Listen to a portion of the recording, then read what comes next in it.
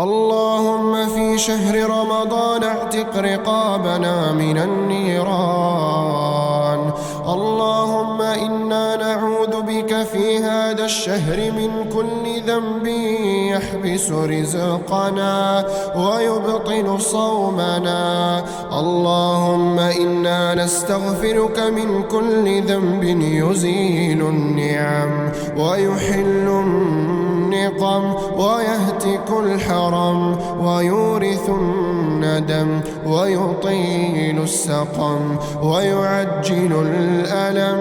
اللهم اجعل صومي فيه مقبولا وذنبي فيه مغفورا. اللهم اجعل صيامي فيه صيام الصائمين وقيامي فيه قيام القائمين.